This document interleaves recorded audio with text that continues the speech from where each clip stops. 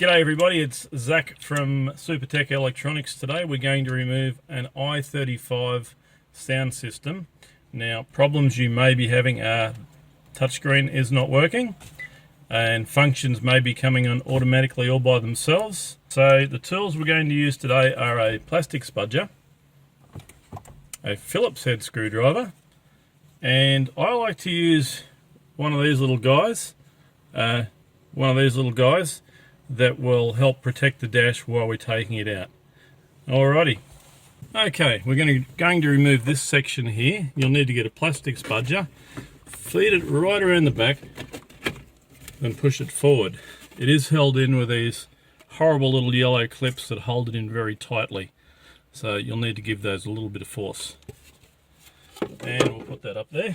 Now this section here is the next part we're going to remove. It can be quite tricky. Well, I like to use this thing.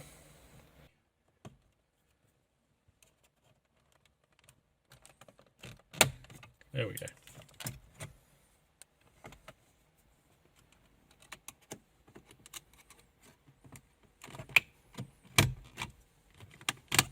And pop that section out. That can just lie there for the second.